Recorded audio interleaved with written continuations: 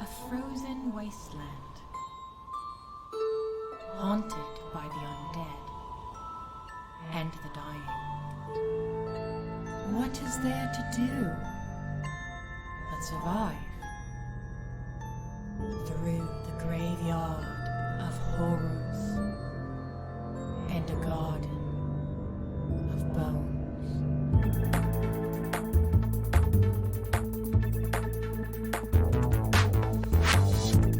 So when you go to my doctor's office, it's supposed to be like, I think, nice because it's like a university doctor place, but they had just installed locks on the doors, so if you have to get nude for whatever reasons, they can put like this like weird like old sketchy like motel like lock on it, and then the nurse comes in from another door and she's just like, oh, here, like, we're gonna lock it, like, because you can get naked, because I had to get my cooter looked at. And then yeah, so she's like, you just gotta lock the door so no one comes in. And I was like, don't want anyone peeking. And she was like, like, okay. You took it just a scooch too far. Oh, I did. And then I continued after they came back in, and I was like, I was sweaty because I had to like run off the bus into my doctor's appointment, get naked, and then I had to scoot my sweaty ass all over their table, and I ripped their paper up so bad it looked like a kitten got in there.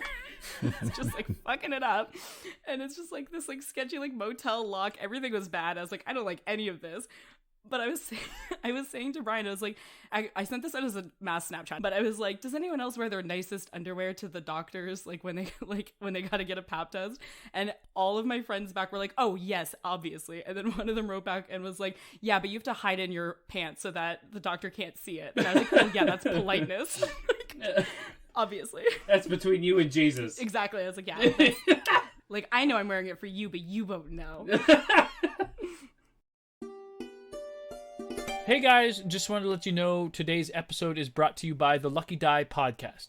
They are an apocalyptic 5e actual play drama set in a homebrewed world that is edited and scored with a polish that creates an immaculate sheen upon my fancy little ear holes. Honestly, I'd say more, but I'm just going to let them show you what I mean. You see, looking up from the ground, blood-red clouds boiling across the sky. You did ask me to bring the thunder. Dejin! Help! I've got the chalice, please! Well, if they're following you, then I guess that takes care of a loose end for me. All of you feel the earth beneath you shake and crack and break. I feel that I have failed both of you, and I am sorry for that. This has nothing to do with you being a bad leader. Do you want a countdown? Oh, I think I want a countdown. I wanted 3, to help. I always had good 2, intention. I 1. did not deserve to die. Now. The Lucky Die podcast is a weekly 5e Dungeons & Dragons actual play podcast. Join our adventure every Monday wherever you download podcasts by searching for The Lucky Die. Thanks again so much to the Lucky Die, and now, let's get into it. Welcome back, everyone, to Tales of Bone and Ice, a D&D survival and comedy podcast that finds our strapping adventurers in a post-apocalyptic world. Speaking of straps, my name is Marilyn, and I play Meris, a MILF-loving dragonborn paladin.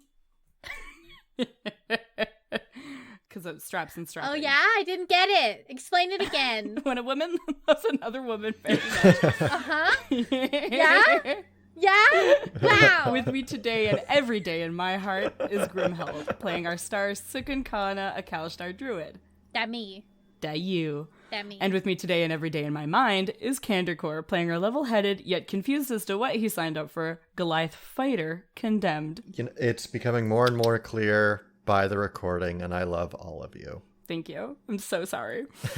And last with me today and all days, as we share one brain cell, is our ringleader of this hell circle, Brian. That me.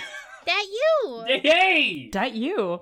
Now come with us as we recap what happened last episode so we can get this battle on the go. All right. Hit me with the recap rolls. I got a 13. D20, don't fuck me, you fucked me 3. Only person didn't have a chance. Okay, that's not true. Only person who didn't listen to it. The universe says, fuck you, Marilyn. This is what you get for not listening to it. Truly. Bruley. What a strapping young lass. All right. Here's what happened for session 5. We go to Jules to help fix stuff up. There's a man helping named Belfast. He's a fear bulg. He's like a big bluish gray. He's ginger with red hair and beard. Bill is married to Jerome. Gareth? Jerome? Garth? Gerald? Jerome? Jerome. Went missing, underlined. Very important. Bill is not thinking about this, apparently, also underlined. We go into Jules' place. It's nice and warm. Another person named Jade, small, thin, elven woman, sickly. Cukunkana gets dream of black feathers falling onto a liquid floor. I apologize to Nurse Ratchet, whatever her name is. We decide to go to Bill's, and then in all caps I wrote, Bill has feathers. Headlock when sesh starts. When Cukunkana says so, and then a line with another, there's like one line pointing to something, and then it says, but we don't know that. So I don't know what we don't know. And I don't know if it ended in a headlock or not. Cukunkana has not told us that Bill Luckyfoot has a bunch of feathers. Oh, but when she does, we're going to put him in a headlock? That was just something that you were saying because you were at the end of the night. You're like, all right, put him in a headlock. I mean, at the end of the night, that's usually my response to everything. Yeah, we're in one of those tricky situations where I feel like once we know that he's got feathers, that's going to be an obvious sign of some kind of deceit. But at the same time, if we put him in a headlock, he can be like, "What are you doing?" Or like, "We're capturing you," and he'll be like, "Why?" And we're like, "Because you, we're not really supportive of the transracialism movement." I don't know. We didn't think this far ahead, but we stand firmly. Yeah, and we hope this doesn't age. My notes are similar. It says most recent last time. Building stuff. That's when you help Belfast and Jewel build stuff. Cukunkana became puppy, and then stealth stuff occurred because she had to hide from things. Oh, and she can stop sneezing. Yeah. Yeah. Awkward dinner with Jewel and Jade. I thought it was lovely. Connie talks about some shit. Right. He goes a little bit into his backstory stuff, and he talks about that stuff that happened. Got interrupted by Jewel. Meris apologizes to the nurse with no name so far. And then you guys walked over to Bill Luckyfoot's, and on the way to Bill Luckyfoot's, Cukunkana talked about turning into a spider, and nobody knew what the hell she was talking about except for the fact... A Nukinka, which is small, and then she turned into a spider, scared the crap out of Connie because seeing a spider for the first time is pretty freaky. 8 legs, small, skittering around a bunch. You never forget your first spider. She jumped off and was going to hide in Bill Luckyfoot's clothing, and landed past his clothing and landed in a mess of feathers. Here's what I have for the last scene. We go and talk to Bill. Fang is there. Bill's pretty sus. Spider time. Condemned is afraid of spider. Hippity hop onto Bill Luckyfoot. Oh no, he's feathers. Oh no, Feathertown. Perfect. I'm glad we all make great notes. And then we start.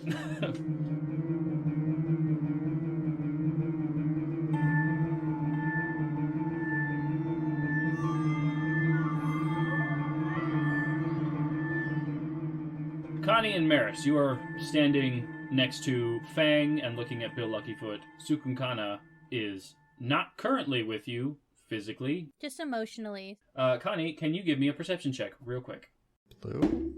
Blue, nat 20. Ooh. Nice. You barely saw Cukunkana leap off of your shoulder and land into Bill Luckyfoot, not on him, and she disappeared past his vest. The thought that goes through Condemned's mind is, they can stealth? They are invisible? These are terrifying. Sorry, what was the last thing that we said to Bill Luckyfoot? I was just going to ask that too. Or did he just come out? I think that was it. Yeah, he just came out. Okay, great. All right. And I jumped on his little body. What was our game plan going into this? Cukunkana was going to creep around and like look for anything hinkety-pinkety, right? I think the game plan was, if he's sus, we're gonna creep around. If he's not sus, maybe just talk to him. Yeah, I think we're just gonna... The plan was just to softball a few questions at him, and then see if anything cropped up. Yeah. And things, oh boy, did crop. They be cropping. Things be cropping. All right. Meris, do you want to take the lead on this conversation, or shall Condemned? I don't remember like what we're asking him, because it's just like he's doing a bad job of the town, right? And we were just gonna be like... So you guys, the intent that you guys had was to go and ask him if there was any more work that needed to be done around town. Right. Work that needed to be done. That was what the conversation was going to be. Were we gonna ask about his like hubbin too? Yeah. Okay. So I guess I'll go in for that one then. Mr. Luckyfoot. Bill. Yes. Myself and my comrades here have been told by Jewel that the majority of the building work was done. We were wondering if there was anything else that you needed for us to do. We had heard, perhaps on more personal notes, that your partner had gone missing. Oh, yes, it was, it's unfortunate. He seems to have been caught up in the undead attack. It's troubling business. Would you... Can I do an insight check? Sure. Blue? 12. No, 11. Seems to be on the level. He's not doing a whole... It happens. People get lost. People die in roving undead attacks. Okay. Cukunkana, are we... Because, like, the last thing I knew was that I was mind-linked to at least Candor, while Spider, because we were just explaining what a Nukinka was. I'm assuming that she just kind of landed on the feathers and just had a moment where she was just panicking internally and didn't know what to do. And now she's going to panic internally, but internal of Connie's mind. Internally, but like externally to Connie's internal area. Yeah, it's complicated. Yeah. Telepath stuff. Perfect. Connie, you're suddenly hit with what is going on? What? Well, you see, there's a lot of different things that you could possibly help with.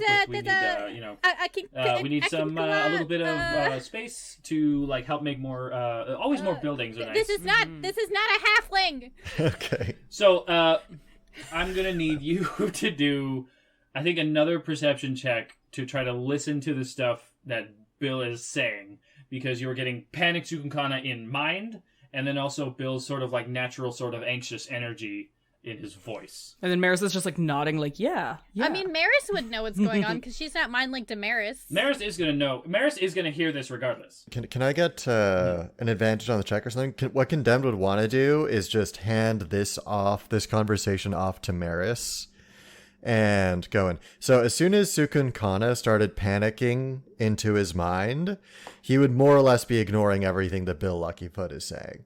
Okay.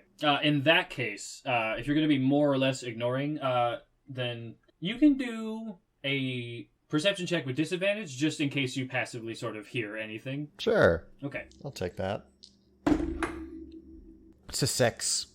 Okay, you don't catch much. Yeah. But Meris, you hear him saying, like, there's always, you can always build more places for people to live. There's obviously still some of the bodies around, and we need to help deal with some more of them. We were thinking, do you have like any sort of like defense structures that you think that we could put up? Like, do you have anything? Well, the closest thing that we have is Jewel in Belfast, and a few other like minor guards like Harold. But there's not, like, we don't have the resources a lot of people like yourself have. So it's difficult to set up a lot of, defenses and weaponry and stuff. Do you want to do a time lapse of these two conversations split up, or are you okay with it going like simultaneously, sort of? No, I'm okay with it going simultaneously. Okay, so while that is happening, then, Cukunkana, what is happening? Are you okay? Yes, no, this is not Bill Luckyfoot. This is some kind of, I don't have time to explain what a common bird. I don't have time to explain what a bird is. Okay? Oh god. Oh, I'm panicking. Oh boy. Grab him! Alright, calm down. I'm assuming the players don't usually roll persuasion against each other, but can I ask Cukunkana to do a persuasion check to see, because that's kind of like a weird ask in the middle, and Condemned is like a little on edge as to wherein he's very protective of Cukunkana, but also he's not 100% sure how like streetwise she is. She's not. In that regard, I think that instead of asking for her to do a persuasion check, I think that you doing an insight check would be a better place to determine how legitimate is this claim. Make an insight to see, is it a good idea to grab this man or not? All right, sure. All right, well, I got a 19. Okay. You can see that you would have an incredibly easy time overpowering this man as he appears. You don't necessarily know where Cukunkana is on his person, but you could probably get away with it without, hurting her. And Cukunkana is genuinely incredibly concerned about the current situation at hand. Okay, I knew all that. Mm-hmm. And you can legitimately see there's more to it than just, the regular teenage panic that she has. Right, okay. There's more urgency in it than her regular I'm out in the wilds panicking voice. Okay, all right. Well, you know what? Fuck it. There's some kind of witch shit going on. Yeah, Cukunkana's like, he's a witch, cover his mouth! Okay. Burn him! Silence him! He'll cast a spell on you as soon as you get him, I know it. Just smash your little giant hand on his face and just shut him up. Okay, you know what? Fuck it. I guess Condemned's gonna do that. It was nice being in this town, I suppose. Athletics check? And Meris has no fucking idea what's going on. She's just vibing, and then Kana's gonna suddenly just like grab this man's face and slam him into the ground. Yeah, okay. So Fang is standing next to you, and she's also like, I think that it would be good to deal with some of... And then give me an athletics check. Okay, do I get advantage because this is completely unexpected? Get a surprise round, yeah. Surprise. Yeah, Surprise. sure, fuck it. Why not? That sounds fun. It's pretty surprising. Yeah. Let's all bully Brian into letting us do it. Yeah, that's D&D, baby. You're still gonna have to do it my way. All right, here it is. Oh, please be nice to me. Please be good.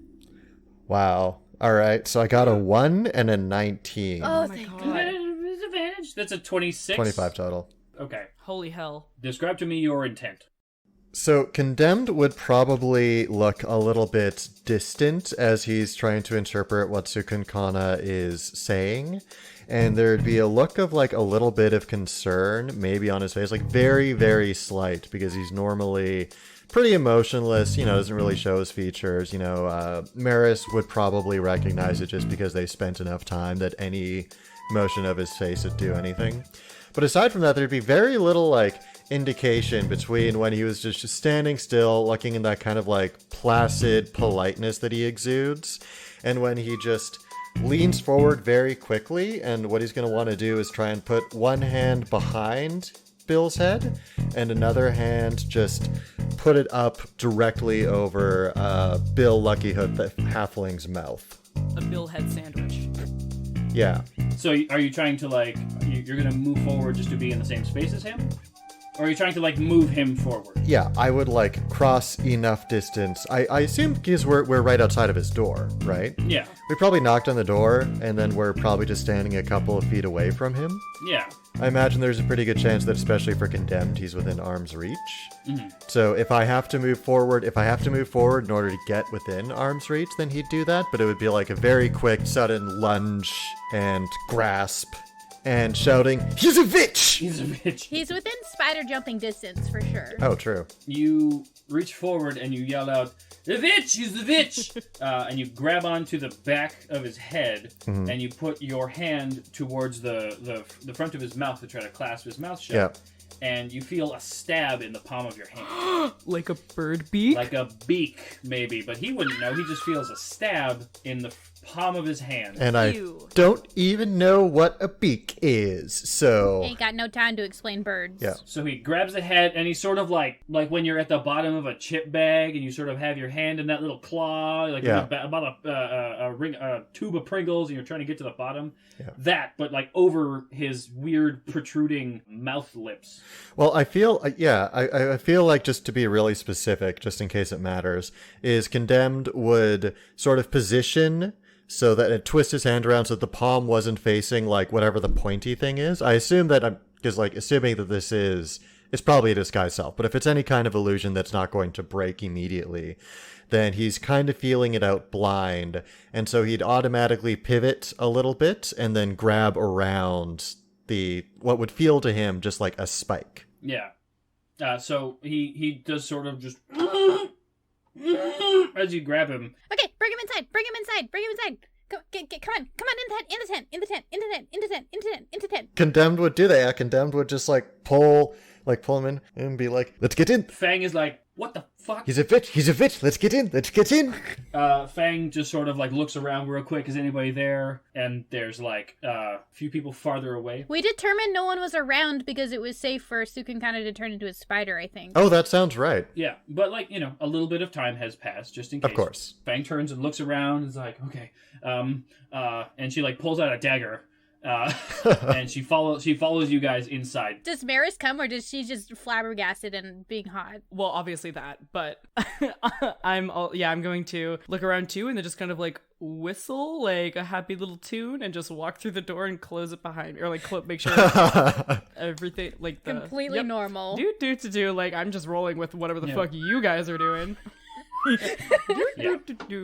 Nothing to see here. So you drag him into his home, and it's a pretty warm place. It's very nice. There's a nice carpet on the ground, and there's a fire burning in a nice little corner there, and there's a nice chimney at the top, and the smoke is coming out the top, and most of the stuff is brown and red, and there's a table made out of bone, and there's the piece that's used as the tabletop is a nice long flattened out and hardened piece of leather, so it's pretty. It's mostly just taut, and it's very nice in here. He's got a couch, and then there's a bunch of furs in the corner, just piled up. Yep, that's normal. They're blankets. Okay, so I know that I can respond to Cukunkana's telepathy within a certain period of time. Am I still within that? Could I send her a message? You guys are it's actually for her, it's within distance, and you are still within 10 feet of each other. Or 20 feet, because you're level 2 now. Okay, great. So then I'm going to say, be very careful. My people know how to deal with witches. And I'm going to telepath to Cukunkana. My people have no idea what to do with witches. What do we do?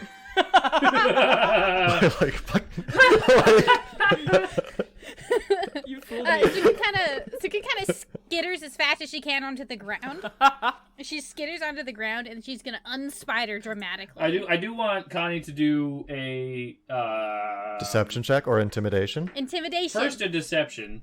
Okay. Scare this bird. Scare him. If it works, intimidation with an advantage. Yeah. If he gets the deception check, then we'll see about an intimidation check. All right. I think red is my scariest deception die. Well, nope. 3. Okay, so he doesn't believe you, but you can roll your intimidation check with disadvantage. Okay. Because red is the color of love. That could be, that's probably it. That's why. I don't suppose I could use my strength instead of my charisma since I'm physically grappling him. What do you, besides physically grappling, because that's squeeze his little bird head. Yeah. What are you going to do to physically intimidate him more than just grabbing him? I would probably tighten my grip on the back of his head, right? And do that sort of thing where I shake it a little bit. Okay. Lift him up off the ground. Yeah, in that case, you can use your strength. I'm scared. I don't know if you're proficient in intimidation or not. Ooh, I am. And so that's a nat 20, hate to see it, and a 15, so a total of 21. Okay. So you sort of tighten your grip on the back of his head and squeeze on his beak a little bit more. His gross, disgusting, protruding bird spear face. That I can't even see. Yeah. And you just hear him go... Oh, I hated that. Yeah, and then Cukunkana fucking Autobots roll out, turns into a person. As dramatically and menacingly as possible. She's lifting her arms up when she gets out of being spider, and she's like... As she comes out of spider, she's in a rotating chair. She turns around. She's petting a bald cat. She suddenly has scars on her face. I'm bald. It scares the shit out of Condemned, and he loses his grip on Bill automatically. I have a fun way for this one. As intimidatingly and as scary as possible, so you sort of... Your spider shape grows faster than your Kalashtar shape appears. So sort of there's this tiny, thumb-sized spider that suddenly just becomes larger and larger, and the ends of the limbs start to be fingers, and they sort of come together, and eventually the limbs become hands and feet, and you sort of grow into the size, and the thorax is all dark and furry, and you just sort of eventually become, and then there's the white hair that comes from your head flows down the back of your back, and you stand up and you curl up from the difference of having an exoskeleton to having skin again, and it's terrifying. Oh my god. Animorphs never talked about this. I hate it, thank you. You said it as intimidatingly as possible. Yeah, and I thought I was just gonna pose dramatically at the end like JoJo. You still can. Anyway, so she comes out of that. Hopefully, is he looking scared? Yeah, by multiple different parts of this. Yeah, and she looks him in the eye and she says, saying it out loud. Yeah, get that phlegm. I suggest that you tell us the truth. Does anybody here have a passive perception below an 11? Yes. Mine is 10. Okay, so he looks incredibly intimidated and scared. Connie and Cukunkana, there was a foul smell that you noticed earlier. Not Connie, but Meris noticed this. I don't know if she would have mentioned it, but the foul smell is worse in here. Ah, big surprise!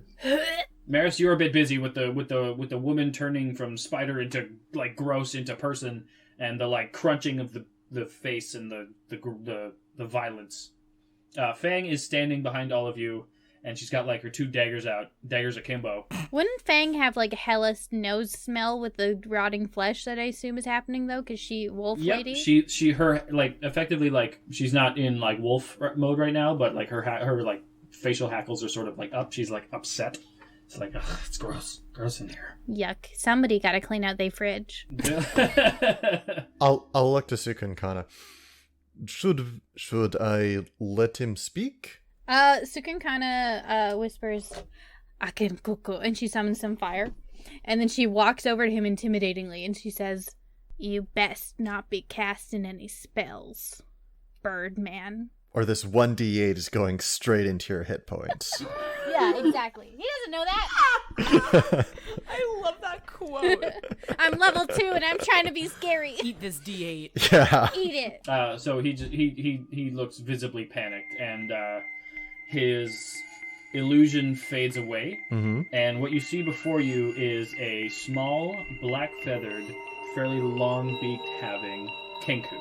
He has bandage wraps over his hands, gentle, like furs and leathers that sort of cover him from the waist down, but the feathers are very thick, and they look like they are sort of akin to like how penguin feathers grow, so they're fairly oily, so that they're able to keep pretty warm. He's got a bit of blubber, but it's layers. It's sort of matted. It's kind of gross. No wonder it smells in here. You dirty bird.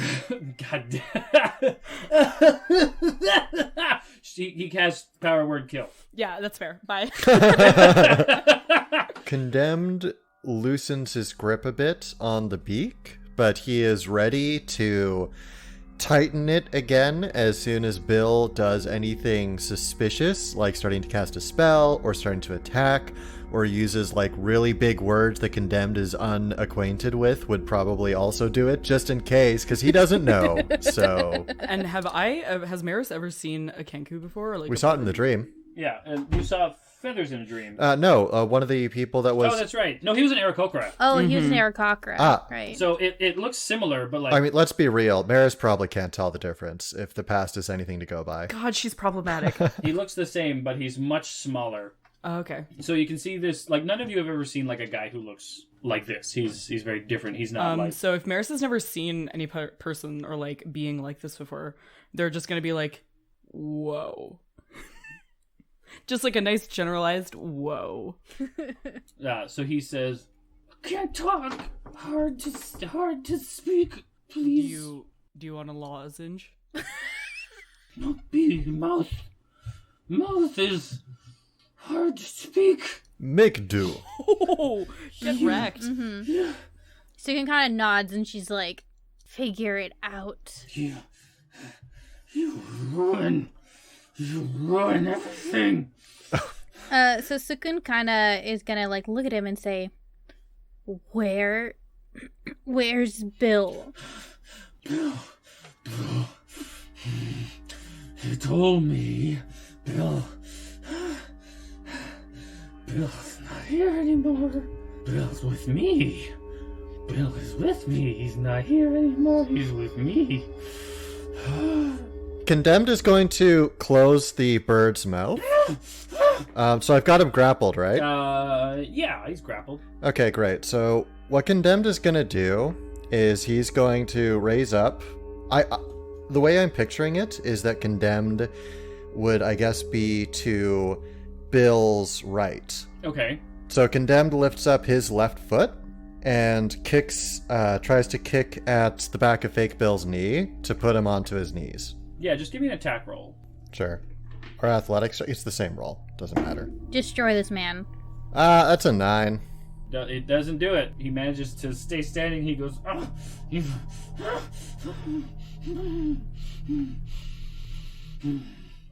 Can I do something wild? Yeah. Yeah. Do it. I know, and I know the fans have been itching for this because I'm a paladin and I have a thing called Divine Sense. So as an action, I can detect good and evil, and then I can sense anything affected by the hollow spell or whatever the fuck. Anyway, so I want to do that just because this is a lot. There's definitely a zombie in this room, just saying. Yeah, it smells I knew that it smelled weird, and now all of a sudden Bill, the happy-go-foot lucky guy, all of a sudden turned into a thing, and Condemned is wrestling him, and I'm like, oh, this feels bad, so now I'm gonna use my divine sense to see if it feels bad. Okay, so you open up your divine sense, and what does it look like for you? Great question. Wasn't prepared. For me, I think it's just kind of a warming. Do you ever get brain chills? Sure. Spider sense. Yeah, spider sense sort of thing, where it's I kind of get this warm tingling right at the very top center of my scalp that just kind of moves all the way down my body, kind of slowly, and then if I feel something, it kind of goes faster. Oh yeah. And then it's just kind of and then it starts to radiate a little bit, but I can feel it. Okay, so you feel that sensation when you look at Bill, and as you can sense that there's a distinct struggle between sort of evil and nothing. And then in a different part of the room, underneath the furs, you sense... Because I believe Divine Sense also lets you sense undead and stuff? Yeah, undead, celestials, all that kind of shit. Fiend, yeah, within 60 feet. That is not behind total cover. Yeah, so you get a very, very, very small sense that there is something undead very near to the furs in the corner. Perfect. And Bill Birdle. Bill is struggling. He's... I'm going to say, perhaps we were not clear. When we ask questions, we want informative answers. And I'm going to release the mouth a little bit again. I cannot anymore. That's all I know. That's all I know. Let me speak. I won't say everything. I will tell you. Okay, well... You can speak just fine. Yeah. Sukin kind of nods and, mentally, links to you guys. She's like, never trust a witch. Never. The mouths, don't trust them. Mm-hmm. Anyway, I don't know what to do now. we caught the bad guy. When you say he is with you, what does that mean? He's part of me now. Just like Chop said. Part of me now. Just like who said?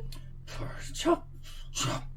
Part of me now. Pork chop? He said it would be part of me now. So, okay. So if you ate Bill, then what is the undead thing you have under your furs? And I'm going to point to the pile of furs. What? Guys, they've got something weird under there. His eyes go wide, and he looks incredibly panicked, and he starts saying, No! Don't shut him up. And he starts struggling, and he starts moving around. Oh, are you scared of it? Panicking. I clamp his mouth. Cukunkana immediately moves behind everyone else and towards the door. Hey, Bird, are you scared of what's down there? Nod your head, yes. He doesn't nod. He's furious. He's terrified. He's panicking. He's gonna try to break out. All right. I hate that smug look. What does that mean? You bastard. Can Sukin kind of touch him because she's behind everyone now? Is she able to just touch him and cast guidance? This is a bit too fast and weird, so that okay. Yeah, I don't think it would matter. You know what? I'm gonna burn my inspiration because that was another 9. Okay. You love 9s. Okay, you know what? Fuck you. Hey, I rolled a 9. Oh, cool. Great. Okay, well, it's a 15 anyway. Okay, so he's wiggling, he's worming, he's struggling. and all the weird movement of it, the panicked movements, the hands all over your face, he manages to wriggle himself free just for a moment. God damn it. He says, there! And Can I use my action surge? this is more of a reaction type thing. Okay, that's fair. Yeah. That's fair. So he says, there! And he disappears in a puff of feathers and appears on the other side of the room next to all the furs, and you can see him rip them all off. There's a bunch of limbs crawling around all over a body that has a missing leg and a missing arm, along with a missing bottom half of a jaw. Ew. When we say a bunch of limbs, do we mean more than we would expect to find on a single humanoid? Are these like disembodied limbs that are crawling around? So it's hard to say that it's more like limbs. It's definitely like there's parts of rib cage. There's like some hands and some legs and stuff, and it looks like. Are they disembodied and crawling around, or are they attached to it? Yeah, no, they are all crawling around separately. Like the rib cages are like inching around like little worms. A lot. They're sort of moving like together as sort of like a weird mass when they do try to move around. So they're like kneading themselves into a loaf of bread. Yeah.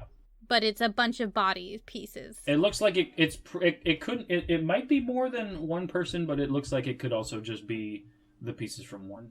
Cool. Condemned is going to rush after Bill and try and grapple him again. In that case, roll initiative. If everybody could roll initiative in the thing, so I can get them a little easier. I got a 7. Did you get worse than 7?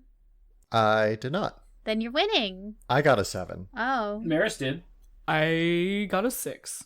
Did Bill get a 5 or not Bill? Birdle?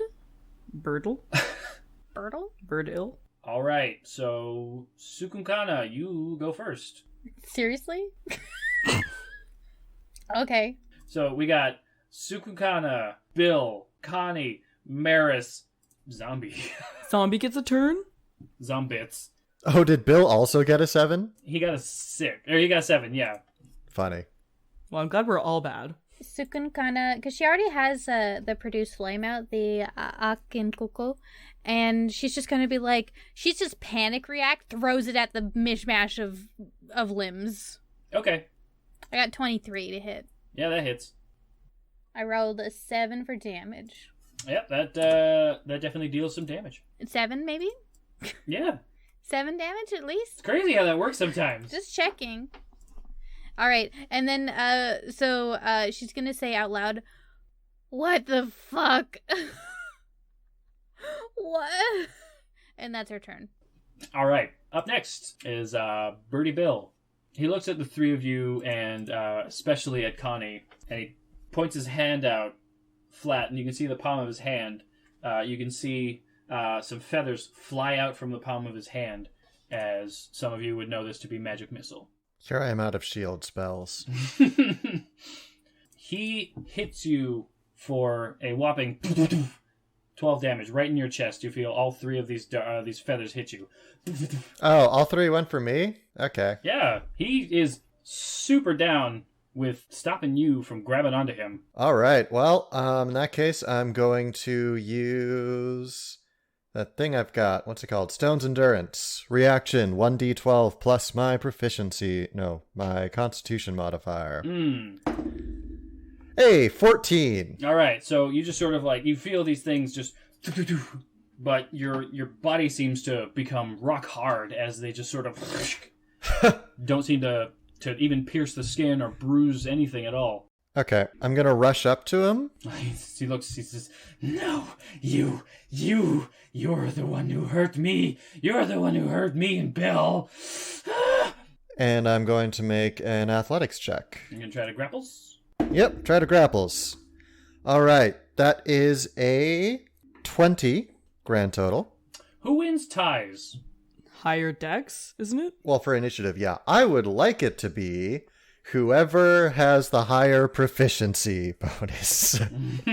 Whoever has the most gumption. I thought it was whoever had the higher initiative modifier. I know that's how it works for initiative. I'm not sure if that's how it works for other stuff, though. The situation remains the same as it was before the contest, so nothing happens. You run up and you try to grapple him, but he's dodging out of the way. He's very dexterous. He doesn't want to get grabbed by you again. He's very afraid of that, so he's extra cautious of it. Okay, well, I use my action surge to grapple him again. Okay. He should be afraid.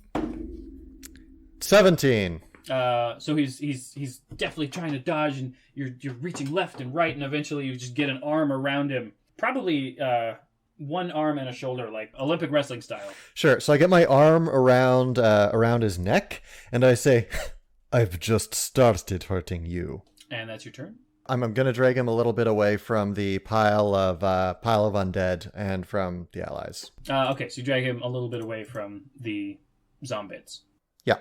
Meris. Perfect. I want to run up on him. On Bill? Yeah, on Bill. And I want to smack him in the beak with my maul. Okay. But I also want to use Divine Smite. So I deal an extra 2d8 radiant damage. Nice. Okay. To hit, that is a natural 20. Damn! Natural 20. Yes! I'm going to smack that beak right off him. He's going to be eating out of a straw for the rest of his life. Jesus. Get him. Well, I mean, we'll probably kill him. So that's 19, and then I get an extra... 4d8. So that's 19 damage plus 13 damage.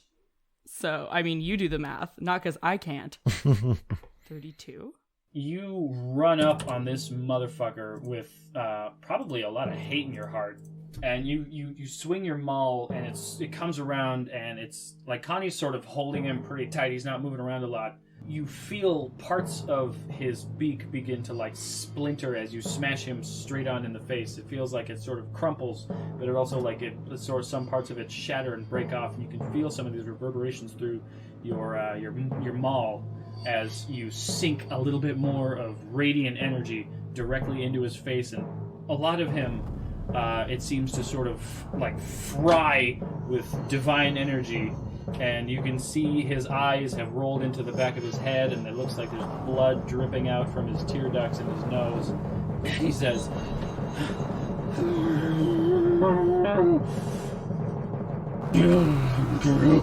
one, as he goes completely limp in Connie's Goliath grasp. I just killed Bill. I think that was a joint effort. Oh, really. guys, I just killed Bill. Did he oh god, I just killed Bill. Does that make me the mayor?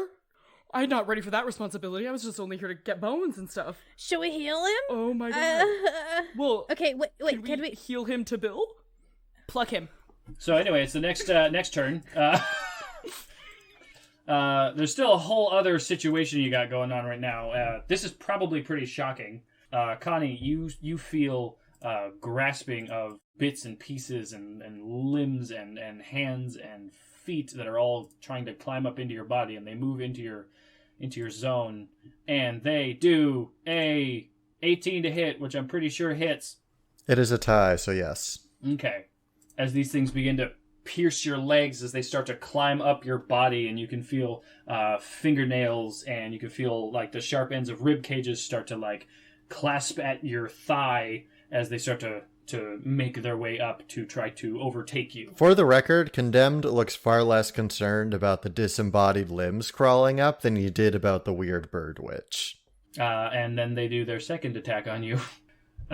16. 16 is a miss. Yeah, that's good. Sorry, how much damage did the first attack do? It did 7. 7, alright. Next up is Cukunkana. Cukunkana is going to do the only thing that she knows how to do, which is produce flame. Because I thought about, I could use ice knife, and I was like, oh, that would hurt all of my friends. Maybe I shouldn't do that. So you do have, there are 2 people in the way of the limbs, and one of them is crawling on the body. You would have to move to get into a position at which you'd have an easier time hitting them and not your friend. Yeah, so she like circles like around the outside of the tent so that she has a better angle. You know what I mean? So that she's still maintaining distance, but like is able to see still. I could do something completely crazy, but I don't know. I don't know if it would be helpful or not. I mean, the default option is to throw a fireball at something that's on my body, so I'm open to crazy. Yeah, that's the default option. Let me just... Actually, you know what? Radiant damage. We're gonna cast Guiding Bolt. That's a better idea. Okay. We're gonna cast Guiding Bolt. So we're gonna do a ranged spell attack. While she's doing, she says, should we heal Bill, I didn't. Let's see here. Oh, that was to hit. I only got an 8, so I don't think that's gonna do it. You fire. How do you shoot your rating bolt? Is it like a Kamehameha, or is it like out of your hand, or? Well, she lifts up her star map because that's her spellcasting focus, and she kind of like, okay, look, is it okay if it like levitates in her hand because it's cool? Yeah, like, that's fine. Okay, so she like lifts out her hand and like levitates in the air, and she kind of like moves her hand backwards and then forwards as if she's shooting a gun, but the gun is just this little crystal in her hand, and it just shoots it like a laser, like a radiant laser towards him. That's dope. That is so cool. I allow it. Did that hit me? Still cool though. Don't care. It does not hit any friends. So as you lift up your star map and you sort of just like fire a guiding bolt from it, it flies over the limbs and just smashes into one of the furs that was behind it. Looks cool though. Next up is Connie. Okay, so Condemned is going to continue holding on to Bill Luckyfoot, and he's going to start, I guess, using his unarmed strikes. He's going to start kicking at the zombie swarm, just like trying to stamp it out. Okay. I love that visual. I love that. Does he have a shield out, I guess? Do you have your shield out right now? No! Oh, shit. Okay, so actually we got a retcon, because he wouldn't have a shield out. Due to the fact that, because he just grabbed Bill Luckyfoot, and then he moved in. He hasn't had an opportunity, and I think it takes an action to equip the shield. So actually, when that I'm going to call it the limb swarm, hit him with the 16, that did connect. All right, well, let's go and just real quick. Cukunkana's thing still happened because it didn't really do anything except be cool. So I'll just roll the damage for that hit real quick. This should be easy for you. Okay. You took 8 damage. Okay. And you have to do a strength saving. 8 necrotic damage, by the way. Cool. So you can feel these digging into you, and they sort of seem to be trying to absorb you into their mass. Wish they wouldn't. Yeah. And give me a strength saving throw. You're pretty good at those, so should be okay. I'm going to buy a new die. Guess what I rolled? 1? It's a 9. Okay. Again. Okay. A 9. We can't steal another D&D shtick. You're holding on to this dead body, and you're trying your best to just, keep it up and make sure that nothing happens, and you feel you're sort of like trying to stop the shit out, and they crawl up onto you, and you now feel encircled by them. You can't move the same way, and you've got this weight on you, and now we move up to your turn. Okay. Do I have a condition affected on me? Yes, you have the restrained condition on you. Ah, bollocks. That's the shitty one. Right.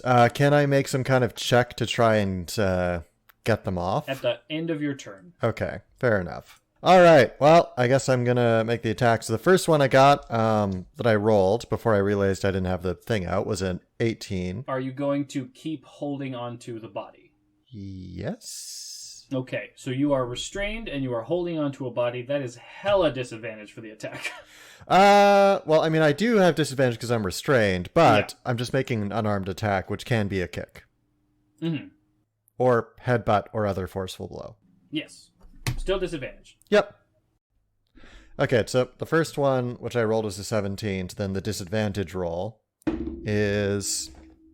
There's the nat 1. Yay! In the confusion, you're struggling and you're kicking and you're moving your legs and you're trying your best to keep everything under control, and you feel an immense amount of pressure on yourself in this moment. And in doing so, you have a moment of fear and panic, and you drop the body that you are holding onto, and it falls, and it seems to be taken by these limbs very quickly. I specifically was hoping for combat last session, and I see that was a mistake. All right, I guess that's my turn. So that was your action. Actually, you know what? For my bonus action, I'm going to use Second Wind, because I'm a little low on health. That's smart. That's a 10 plus 2, 12. Oh, good. Which I needed, so... All right. I'm up to 19. That's your action and your bonus action, and now you can do the strength saving throw. All right, I'm not going to use the white die anymore because it fucked me. It's another 9. Cool. So you're still restrained. It's another 9. Yeah. I've been rolling 3s. I spent so much money on you. And you also take 7 more necrotic damage. 7. Yeah, as they start to sink more into your skin, and you can feel all the fingernails reaching in and piercing some of the sinews of your legs. Cool. Meris. Oh my god. Okay, so these things are like getting like all up into him, right? Like they're like sinking in. Yeah, and they also seem to be grasping at quote unquote Bill's body, and they are like starting to like rip and tear at his feathers and his skin. I don't care about that. The panic that you had earlier, gone. I already killed him once. I can kill him twice. Or they will. I don't... Whatever. Oh, I guess I do feel a little guilty that I killed him. Whatever. I guess, okay, so one thing I do want to point out, I don't know if Meris would consider this, but... And I know Condemned wouldn't consider this, but putting it out there is that if Bill dies... I don't know how much evidence we have that it was a good idea to kill the pseudo-mayor of this town. Oh, yeah. Just, can we real quick, like, is he, like, dead or is he, like, death saves? NPCs don't do death saves. I mean, that's up to you. There we go. There you go. So he's, like, dead, like, we won't be able to revive him? You basically, like, fried his brain with Jesus magic. Mm-hmm. So, sorry about that. Great idea. Great idea, Candor. I think we're gonna go. Cool. We're gonna go with my plan, which is I'm gonna kill more things. Well, okay. I'm gonna commit more violence. So I assume, like, I'm scared to attack them with, like, my first instinct was use my breath weapon, but that will also kill Condemned and might light this bitch on fire. And light the bitch on fire. So if I use my maul to, like, kind of, like, whack-a-mole these things off, is there a chance that I cannot hurt him? Or do I just, like, can I just, like, use an action or just, like, to pry these limbs off and then, like, eat them like crab legs? Basically. But, like, not actually. You can use an action to try to free him from the things. I will do that. Okay. Give me a athletics check. Fuck. 10. Okay, you go in and you're grabbing at all the things, and you grab one and you toss it, and you grab another one and you toss it, and they seem to be being replaced faster than you can tear them off of him. Connie, it's very unpleasant to have like fingers and ribcage pieces ripped out of your body and then immediately like sort of replaced by other ones. I appreciate the effort. I'm sorry. Oh God. Oh, can I yell at Fang too? Yeah, absolutely. Yeah, is Fang helping? We've been doing that the whole time, so yeah. Why stop now? Hey, get over here. So do you turn and you look at her, or do you just yell? I'll turn and look at her. So you turn and you look at her, and she has a look on her face that is, it looks like the most visceral combination of hatred and anger and betrayal and sadness that you've ever seen in a person before. She looks as heartbroken as she is bloodthirsty. Can I do an insight check to see if that's like towards me for killing Bill or for... Not yet. God damn it, because my initial thoughts were like, hell yeah, get in here and kill these bitches, but now I'm starting to question. Fucking knew we couldn't trust these NPCs. Damn it, Brian. Okay, that's your turn. Damn it, Brian! Yeah, I guess. Fuck. Okay, so now the horrifying limb pieces, they're ripping apart Bill and quote unquote Bill. His limbs seem to be joining the pack as well, and they start climbing up Connie some more, and they do some hits on you. So they get advantage because I'm restrained. Sure do. Ooh, doggy. Okay, so the first ones hit. They do 5 damage. Okay. So you can feel them starting to claw up and get into your stomach and your hips and your waist and your Wonder Zone. It's a bad time. FYI, I'm out of the bullshit that lets me avoid damage, guys. And then they attack again with their second part. Okay, that also hits. No way! Yeah. There's a 22. Yeah. And you take 5 more damage. Oh my god. As they climb and they start to claw at your chest, and you can feel scratch marks appearing all over your chest and your back. It's not my turn yet. It is Cukunkana's turn. I am still up. Barely. For now. I say menacingly. He's just standing there menacingly. Just standing there menacingly. I'm going to try to cast Guiding Bolt again, but hopefully better this time. You got it. Thank you. You do your best. I believe in you. Okay. So Cukunkana raises up her star map and kind of like twirls her fingers as she tries to like crosshair the optimal spot to shoot the dead bodies with that all doesn't hurt her good friend. Because I'm pretty sure with magic, it's like you pick who the thing hurts most of the time. If you like, get a nat 1 or some shit like that. I got 19. Yeah, okay, that hits. 15 damage. Also, let's see here. On a hit, target takes 4d6 radiant damage, and on the next attack roll made against this target before the end of your next turn has advantage, thanks to the mystical dim light glittering on the target. So I'm going to say that the mystical dim light is like the glow of faint stars. Do you want to say that it's sort of like they make sort of a constellation shape out of the pieces? No, I want to say it's like the chaos of a galaxy, beckoning for attack. Okay, that's dope too. Grim, how dost ye wish to end the fight? Yes! Oh my god, I was so scared. So she lifts up her star map and shoots it towards them. And remember what I said about the galaxy thing? Well, now there's going to be an explosion of galactic light with little bits of stars just on MCAC, just like pew, pew, pew. Little sparkly things all over the place as it eats away at whatever undead magics it has been created from with a radiant starry light. Oh my god, it melts them like they're in the sun. Yeah. So, Connie, you feel the heat that comes off of these radiant explosions as all the different limbs and bits and bobs and pieces, they fall to the ground at your feet, and you are free from this entangling mass. Fuck. And it feels good. Oh my god.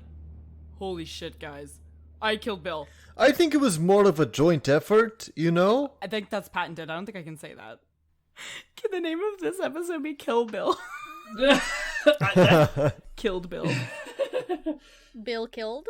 In the midst of you guys sort of, I don't know if you're celebrating or just sort of like breathing a sigh of relief. No, she's just horrified. Yeah. She's just scared. We're celebrating.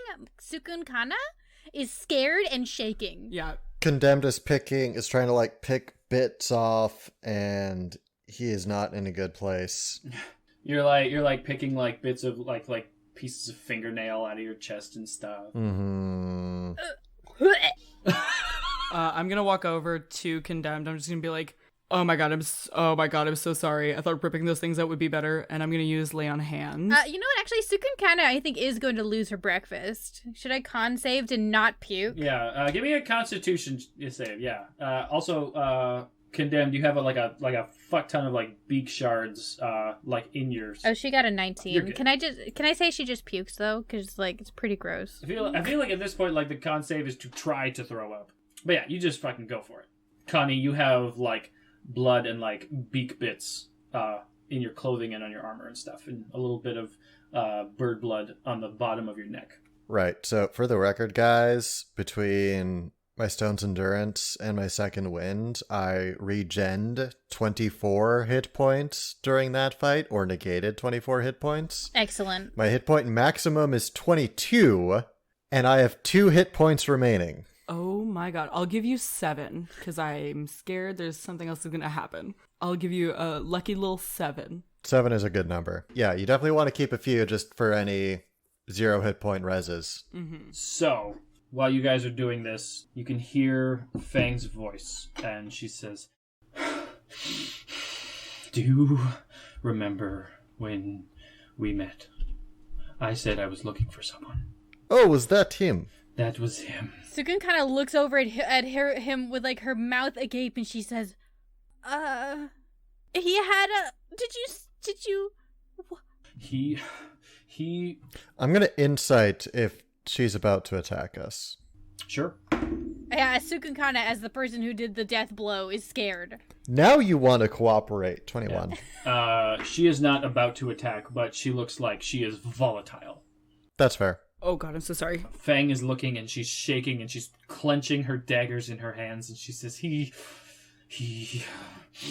He told me that he wasn't.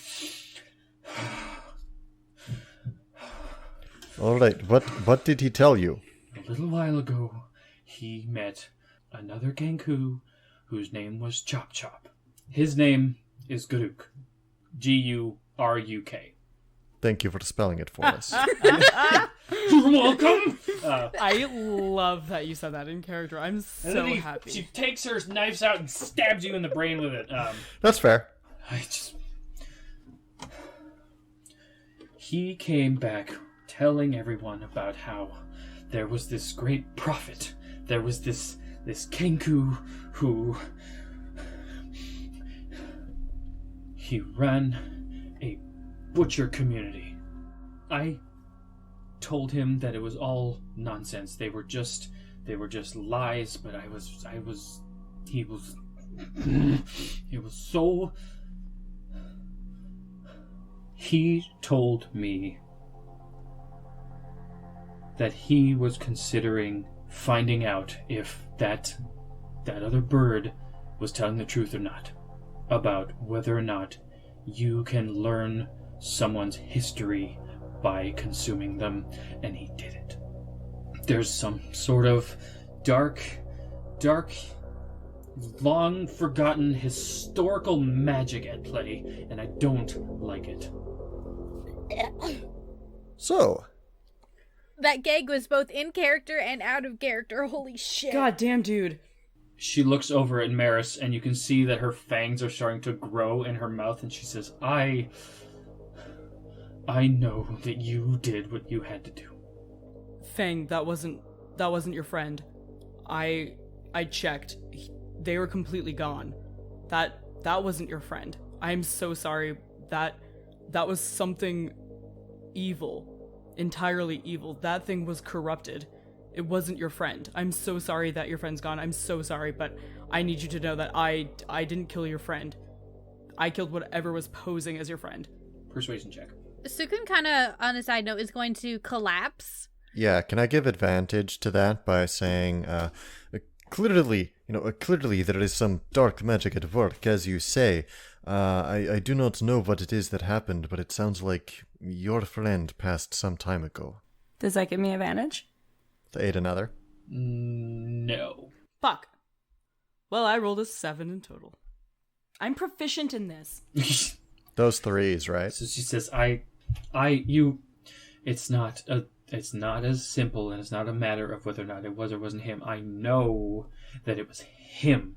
It's just that he told me, and I told him to stop. He said that we needed to go on a caravan, and we needed to go out, and we needed to do an expedition, and he left me out there to die so that he could come here to try this. I'm so sorry. Those other body parts right there. That's Bill. I'm sure of it. And those ones, the unfinished meal behind him, that was his partner. I'm sure. Oh, ew. Sorry, I'm saying that with me, not as Meris. She has a moment of pure frustration and rage, and she falls to her knees, and you can hear her knives just thump, thump, land onto the furs below as she begins to weep and cry. Cukunkana, as soon as she starts crying, also immediately starts crying, but like silently for once. Still counts, 6 in a row. Yeah, she's covering her mouth, and there are tears coming out of her eyes, and she's heavily breathing. Like she's full on having a panic attack right now. I don't know what it would matter, but when people find out about this, and they will, none of us are from here. I don't know what our words will carry. I don't know the relationships that you guys have built with people in town. I don't know how trustworthy things are going to be, but we might have to get the hell out of here. Condemned is going to pick up one of the limbs, and it's pretty rotten, right? Decomposition happens after about 48 hours or so. So yeah, this one specifically, pretty rotten. Okay, so I'm going to lift it up, and I'm going to say, I don't know if they're going to think that we came in and killed Bill's partner 3 to 4 days ago. Real quick, what kind of limb did you pick up? Cool. Probably a hand. I was definitely thinking about a hand. Okay, so you pick it up and you can see that there is a ring on the hand made of small bone. Oh, I'm so sad. Fuck you, Ryan. Oh, God. Well, does anyone else know about this weird fucking cannibal community that's, like, doing this for, like, old dark magic shit? Does anyone know? Garuk talked to the people at Duration, and nobody took him seriously. Nobody believed that it was a thing. Apparently we were all wrong. We should tell the community immediately. We should tell Jewel. People trust Jewel, and have we seen that? People do trust her a lot. Okay, cool. As we know, Jewel runs this community.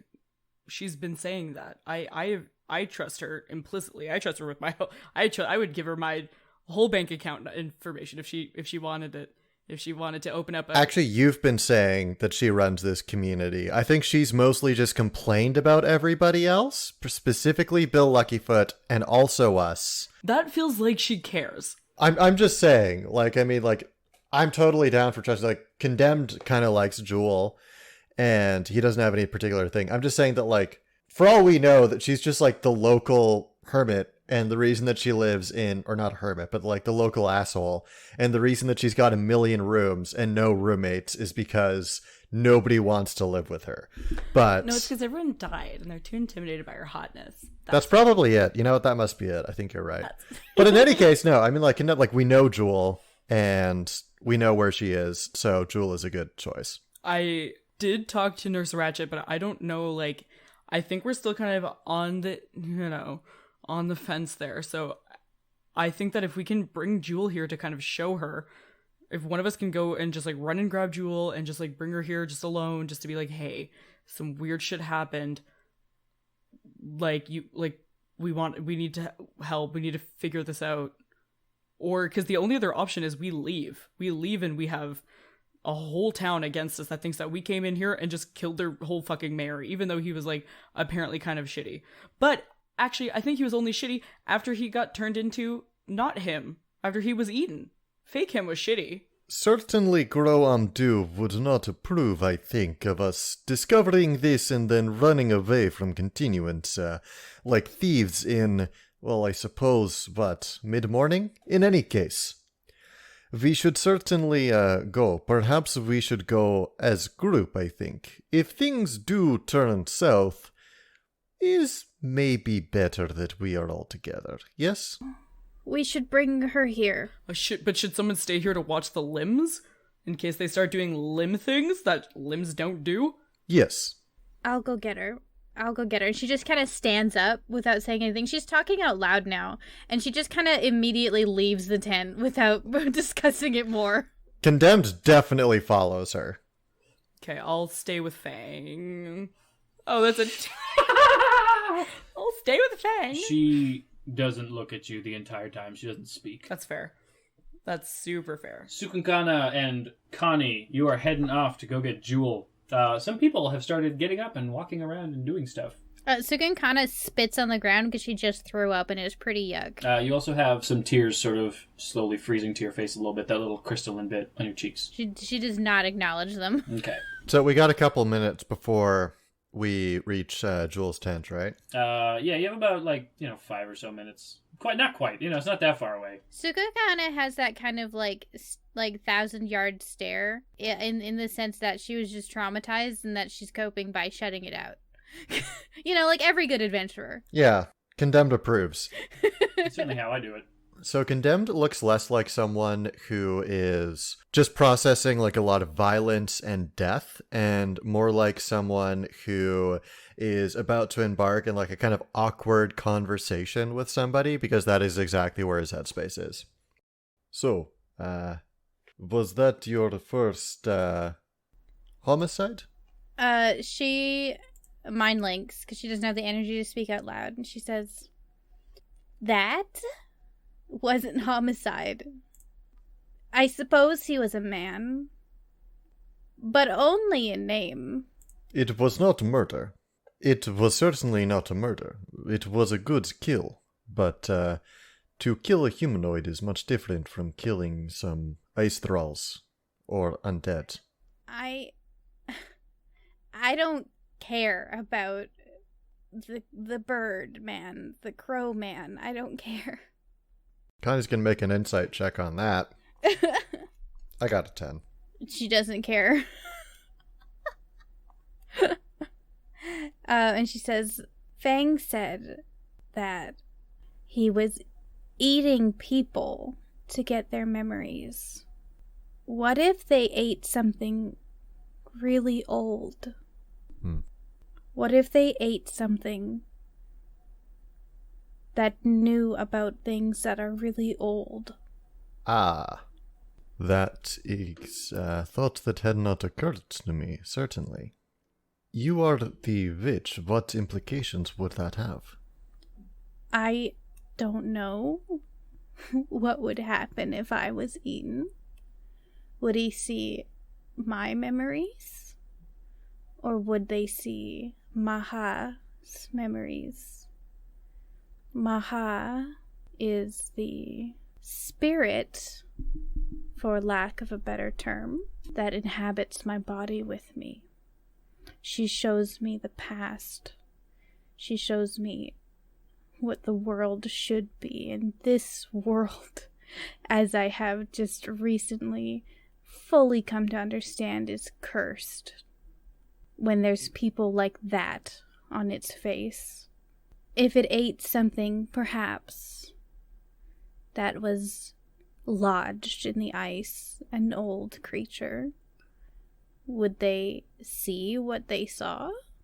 And furthermore, could they force that sight on someone else by feeding their corpse to them? If we learn this magic and I force you to eat a part of me, if I cut my finger off and shoved it down your throat, maybe you'd understand what a tree is. Well, all of that sounds horrifying, but would this implication of being able to see things from before, would that not be, in your view, good thing? Perhaps not with dark magic associated with it, of course. There's easier ways to show things that I've seen to people other than cannibalism. I would hope so. Cannibalism is not something to be undertaken lightly or for pursuit of personal power. I'm just concerned about the implications of the situation that we found ourselves in. I'm disgusted by them and whatever they've got going on. Now would be around when you'd arrive at Jewel's place. Cukunkana walks in. Is Jewel there? Jewel is there, and Jade is sitting at the meal table. Having a casual breakfast. Things are normal in old Jewel and Jade's place. Things are chill. Things are fine. All right. They're going to walk in. So Condemned's going to appraise the situation and think for a split second and order things inside of his head and say, Bill Luckyfoot was killed a few days ago. Appears to have been some sort of doppelganger, some creature that took over him. I understand this is obviously very concerning, but if we take you to his to Bill Luckyfoot's tent, we can show you. His corpse is there, as is the shape taker. Jewel is obviously flabbergasted. Give me a persuasion check, because that's a crazy thing to say. My boy don't mince his words. You don't own a paring knife. 16.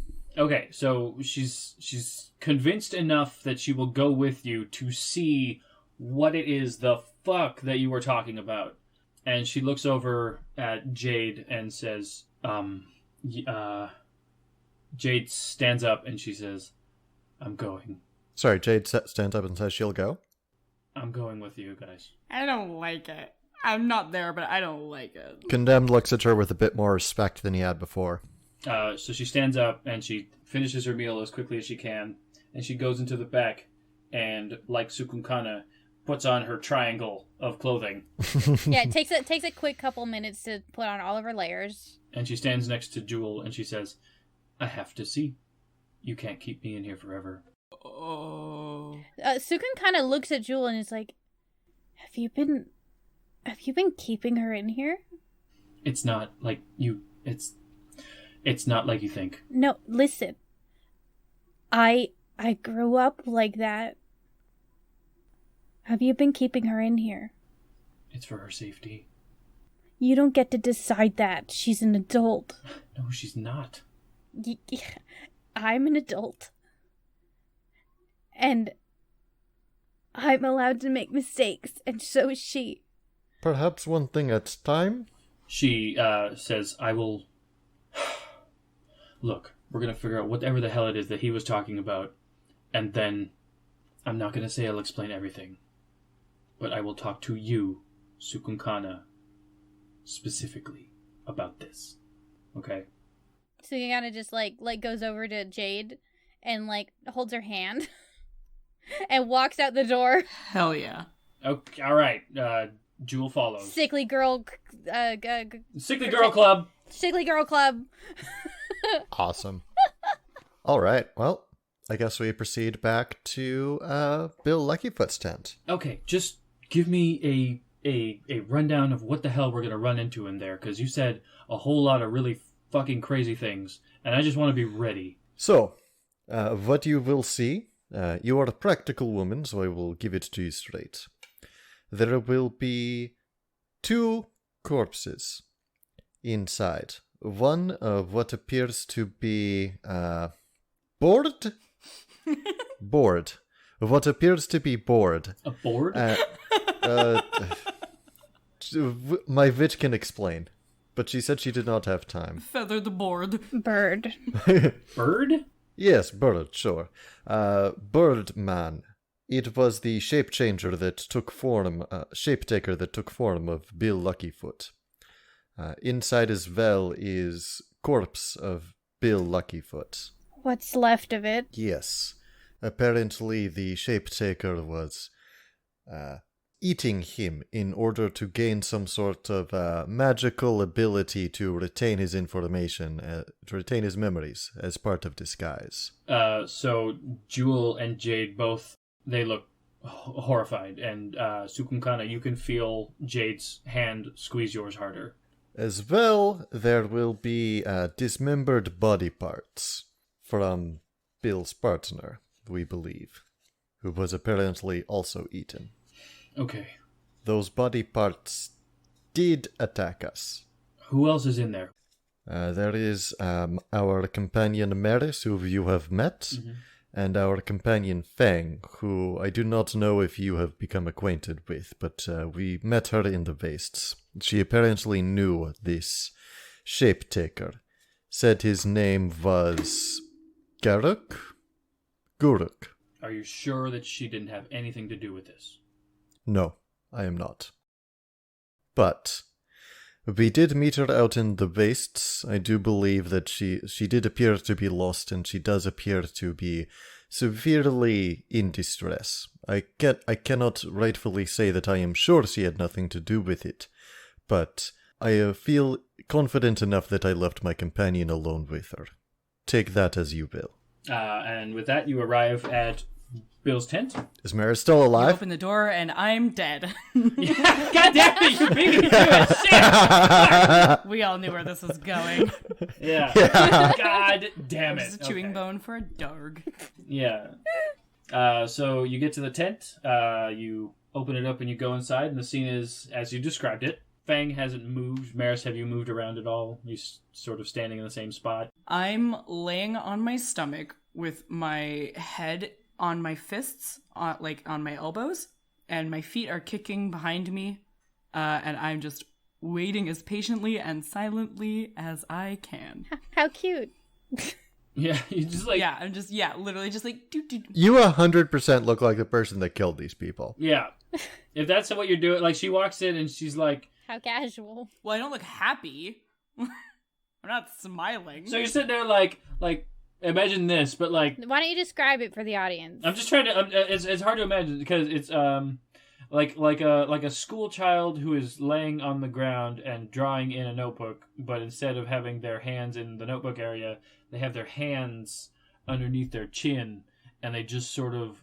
She looks solemn and stoic. Yeah, you know what? The way that body posture is, I think I could max out at bored for the most negative emotion that body posture conveys. Bored was what I was going for, but I did forget that I just murdered a person. Yeah. And also that you're laying belly down beside a couple bodies. Yeah. Do you want to change your position? Mm-hmm. Yeah. I'll give you a moment to backpedal. Yes, super gonna backpedal. It's like you're waiting for your mom to pick you up from daycare. Yeah. Oh my god. Yeah.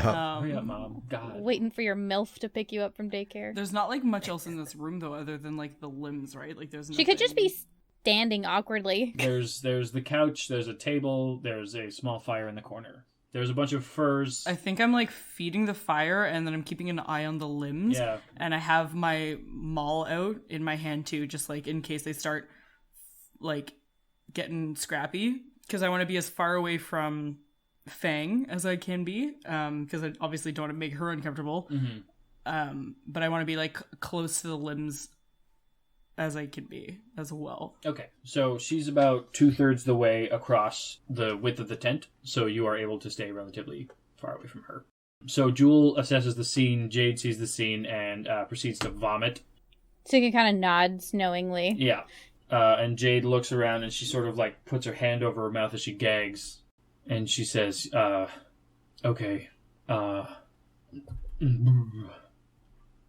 one leaning up against the tent wall, that's Jerem. That's Bill's partner. Like that limb? No, there was a body that had a... Oh, I thought it was all just pieces of limbs. No, there's a body with a jaw missing. No, there was also pieces of limbs. There was part of the jaw missing and the arm and the leg. Oh, I forgot about the jaw missing, sir. I assumed that was Bill. Right. Forgot about that funky little fresh So guy. she points at that one and says, that's Jerem. That's Bill's partner. And she looks around at the body parts and the feathers, and she notices the ring on the hand that you picked up earlier and says, that's Bill's ring. And that's the imposter, right? That one there, covered with all the black, whatever those are. Yes. Akinkua.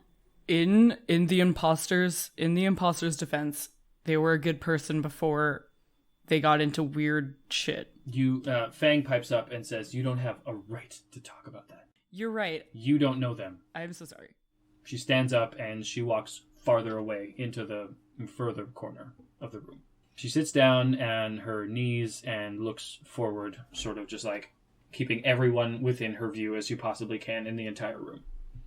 Jewel walks towards all the pieces in the body and she does a quick assessing of the situation. She sees like sort of blood and chunks of bird bits sort of on Meris's bone hammer and in the leather that's tying it together. And she says, okay, so you dealt with this one. It was a joint effort. And it looks like everything that you said is true, that this particular individual here was impersonating these ones. He's got a pouch full of powders and things on his waist. Sukun kind of nods, like, yes, I am witch. Can confirm. Jade walks forward and she leans down and she starts to like smell all the different places and she's okay. It's not okay. Everything that they are saying is the absolute truth of what happened. They had some stuff confused, but they get it. They're on the level. She stands up and she turns and she's very close to Jewel at this point and she says, I think that this is the promotion that you were looking for. Not in the way, but... And then she throws up again. But no one deserves it more, probably. Great time. Well, they're throwing up. They're not saying anything. Jewel shoots you a look like really now? Really? It's my rascal charm. What can I say? Holding like a literal murder weapon. Yeah, sure. Go with a persuasion check. A rascal check. No. 15? That's pretty rascally. That's pretty rascally. Maybe they're just not offended. This is a pretty fucked up situation. But it alleviates the pressure a little bit. Like, that's a little weird, but I'm gonna move past it. Neutral. Just, yeah, it's effectively just not offended. She's sort of like, okay. Like, it's like, yep. She says, I will tell everyone that this is so fucked up. There's not, like, a good way to phrase this. You came in and you freed us from the clutches of an individual who was impersonating our mayor, but you came in and you still managed to throw our structure into chaos. Even if it was the right thing to do, we have to rebuild again. What were we supposed to do? Not tell you first? I don't know. And Cukunkana internally thinks, oh, maybe telling them would have been a better idea. Maybe we should have said something first. Yeah, just internally, she's like, maybe this wasn't the best and most rational choices that we made today. I'm here to make bad choices. Yeah, I know. We should have gone and tell someone, but you think that Cukunkana has the, like, foresight to think that far? We didn't have time. Can I interject to Jewel? I'm just gonna be like, listen, I'm so sorry. This situation is super fucked up. No one should have to deal with this. And you're gonna have to rebuild, but you have us. We're your allies. Thrive is gonna be your allies. We're gonna help you as much as we can. I promise. We're gonna do what we can to give you what you need. As much as we can.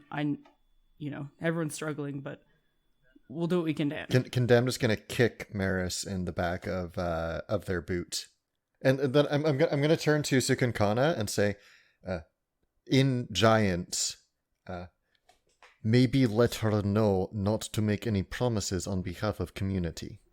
She mind links and she's like,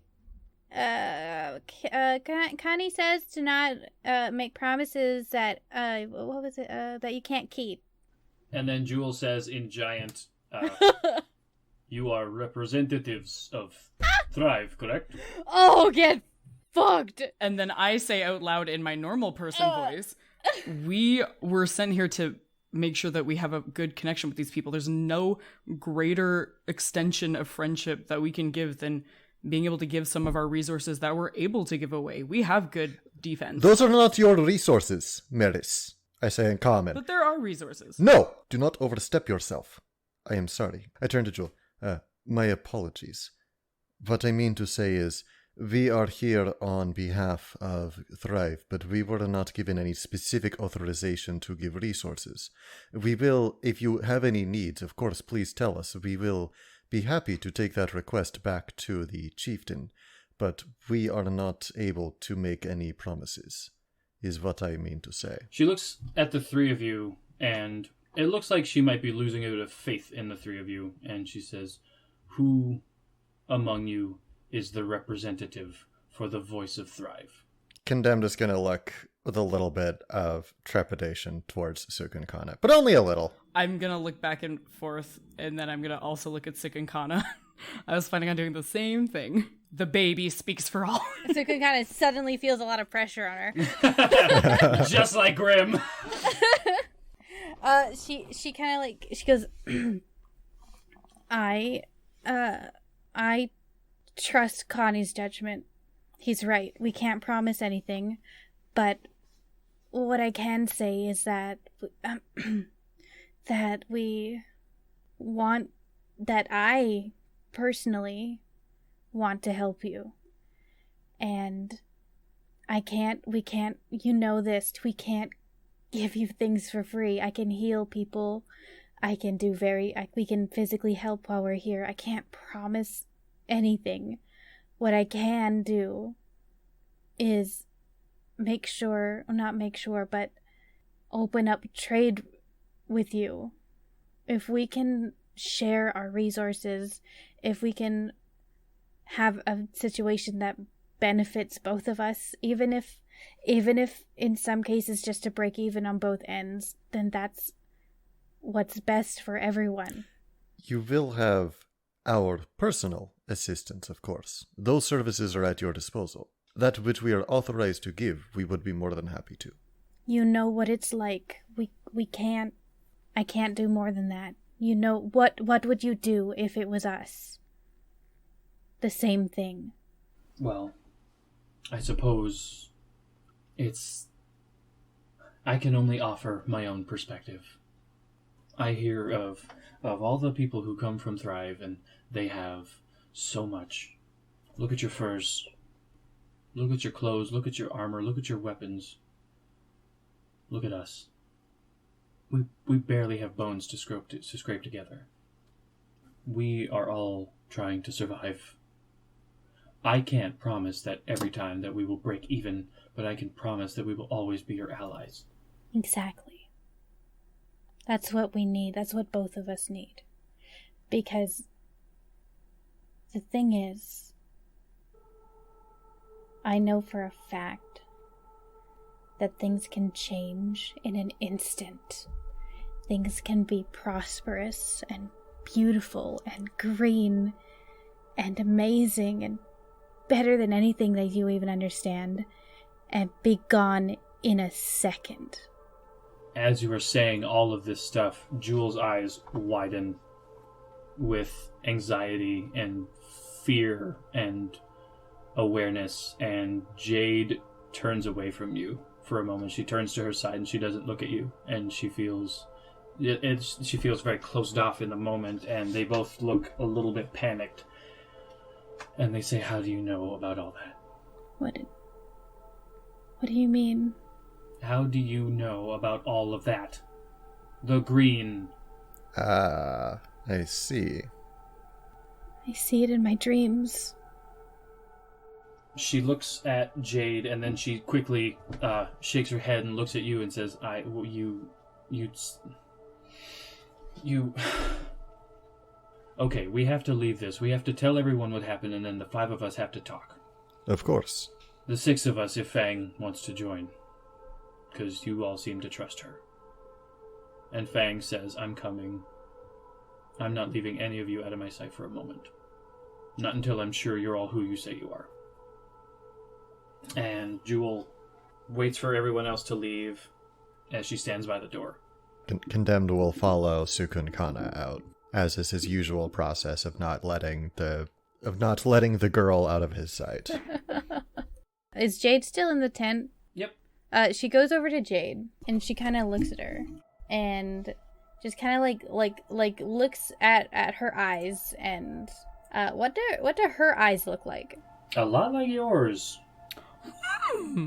She kind of has this moment and she says,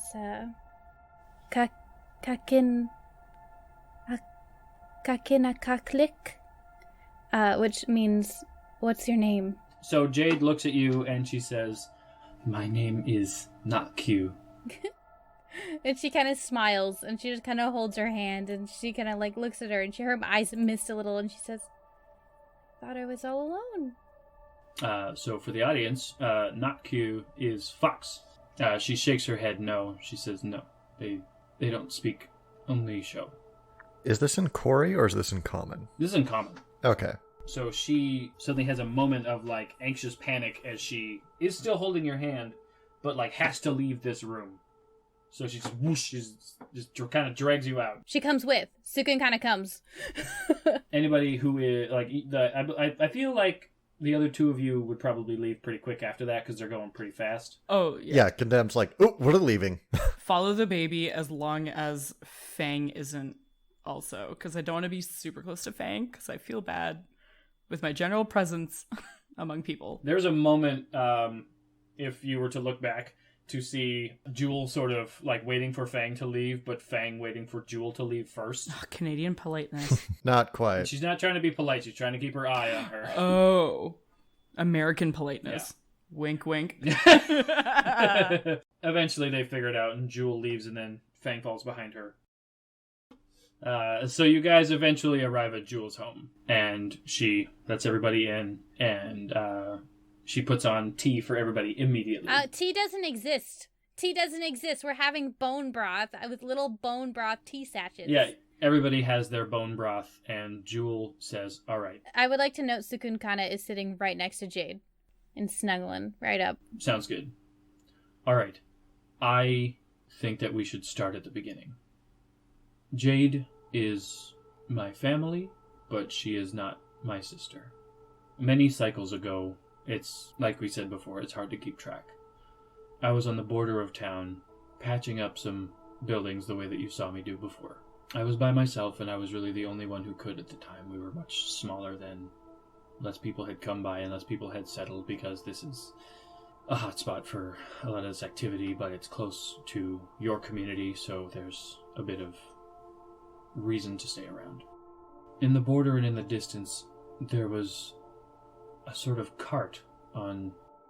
It looked like rails, but maybe a track or something, some sort of... It was sled-like, but it's hard to tell because there was a wheel in the front, but the back was a sled. And it turned towards me and slowly came into town, and it was filled with this brown, chalky sort of... It's hard to describe. It's like snow. It's like the ice. Amak. Amak. Amak. That's what it's called.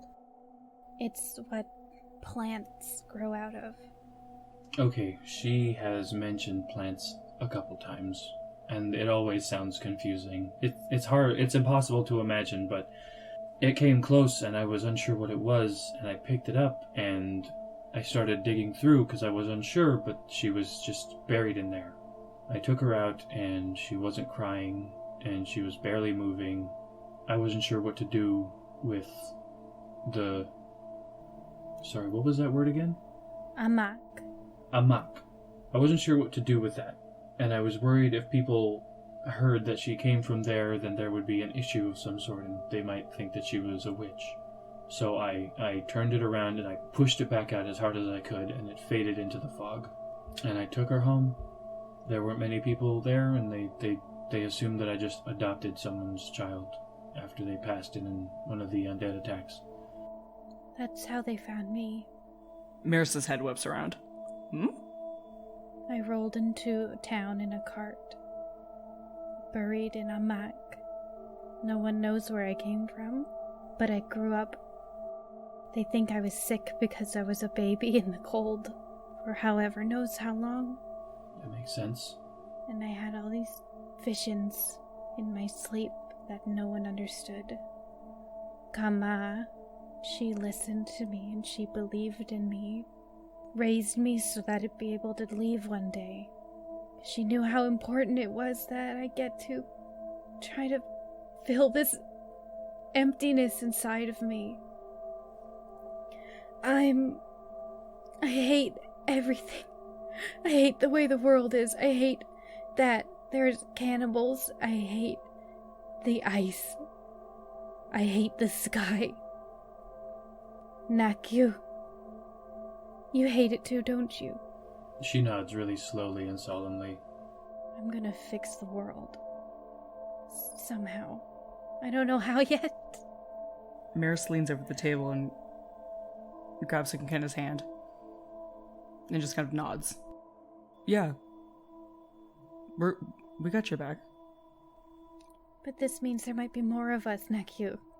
I thought I was only one. What if there's more of us? And what if that thing that took Bill, what if it was after you? And your memories? You have us, Condemned says to Cukunkana. Nakyu, who is Jade, says, I have Jewel. You need to get stronger. Sorry. I started laughing because in my head I was like, and Jewel has us too. And you have my axe. And you have my bow. Yeah. So she lifts her hand up and like a very familiar to you. What's the word that you use for fire? Akinkuku. She lifts up her hand and she says, Akinkuku. and a very, very tiny, very small little fire appears in her hand. Be careful with that, it's hot. She closes her hand and extinguishes it. Cukunkana says, "You need to get stronger, because I don't know if you've had them, but I've had dreams. I think something really bad is out there, and you need to be able to protect yourself. And that means," and she turns to Jewel, and she says, "You need to help her get stronger. You need to let her out. You need her to go. How I gained strength, I went for walks. I did stretches every day to gain muscle. I'm not very strong, but I was worse before. You have to let her go for walks. You have to encourage her to do things. And even though I always got mad at her, my sister, Kasu, she never let me sleep all day, every day. Because she cared about me and wanted me to get stronger. And even though I was mean to her all the time, I understand now that she did it because she loved me. Because she wanted me to be more responsible. And you need to do that for her. If you're her sister, you need to be the big sister that she needs. And that's someone who helps her be better." I know that you're right, and it's not fair. It's not fair. This is not a fair situation. But now I have the responsibility and the power to actually do something about all this. And you're right. It might not seem like it, but the three of you coming here and throwing a wrench... A wrench? What are tools? Throwing a bone. Throwing a bone. Throwing a bone in the works of all this community have really put it into perspective, the work that I haven't been doing. She stands up and says, I'm going to make many changes. I'm going to make sure that she becomes powerful and she becomes strong and she becomes, and then she looks at her arms and she's like, strong like me. Meris nods enthusiastically. Lower those muscle expectations. No, she points at her thin arm. Yeah, she's like, I mean strong of will. Okay, yeah. Meris nods less enthusiastically. And she turns and, just for the sake of, I know that this is a place that I can get us to where we need to go next. The rest of the day is going to be a lot of talks, and Jewel walks around. She explains everything to everybody. A lot of political, boring shit. I also wanted a second where I throw my thumb out and I say, she's got my vote, before she does all the walking and political stuff. Condemned wants to speak to Meris. Not necessarily alone. If Cukunkana is also there, it's fine. But Fang is also keeping an eye on all four of you. Or all three of you. And Jade just happens to be there. In the building, she's asleep. Condemned doesn't have any languages. Yeah, he doesn't care. If it would be too troublesome to get rid of them, which it probably would be.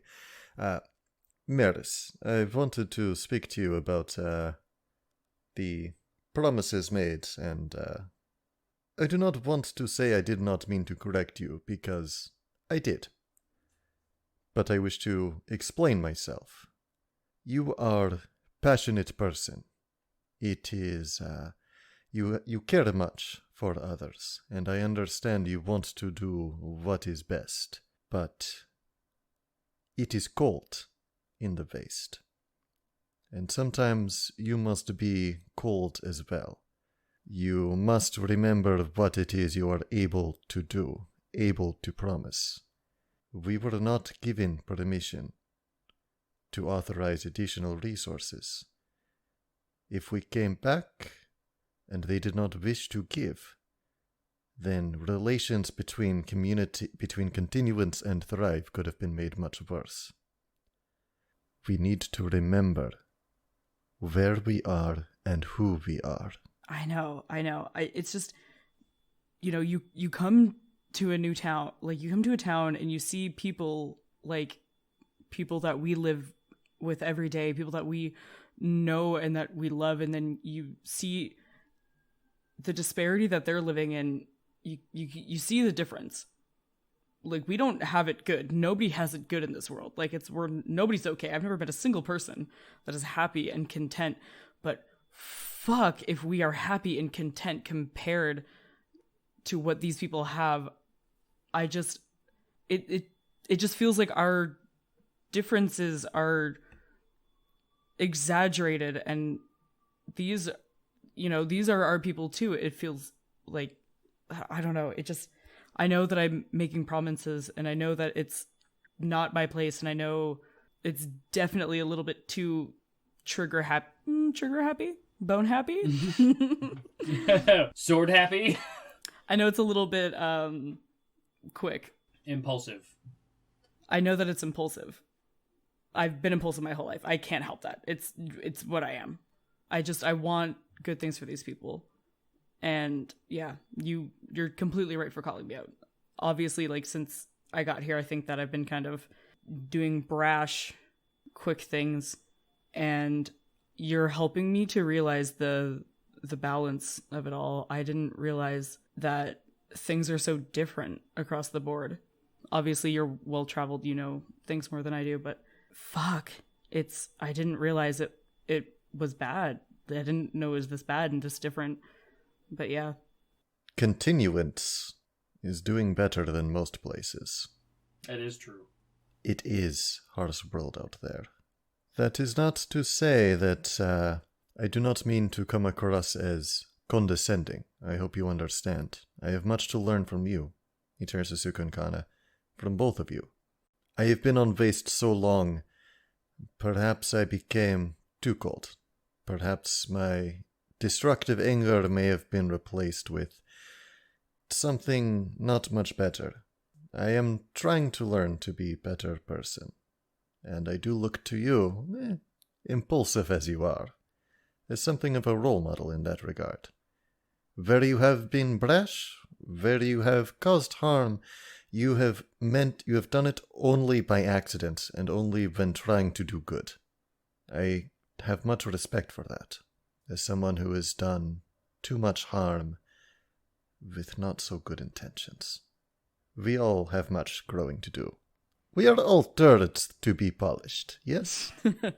Yeah. Very that. We are. And with that, the rest of the day occurs. Jewel does her campaigning, and it's mostly just telling people, like, Bill's dead, has been, here's the situation. I am acting in his place right now, and for the foreseeable future, whatever, I'm in charge. Etc., etc. Boring stuff! Cukunkana definitely goes to go have a nap for, like, that entire time. Because she's been through a lot today, and she needs to go to sleep. You are struggling. You cannot find purchase. You cannot get yourself to sleep. So, through the rest of the day, you toss and turn, and you're laying down, and I feel like you probably continue to try to fall asleep, right? Yeah. Eventually, it does become the point at which it is actually time for bed. The three of you eat.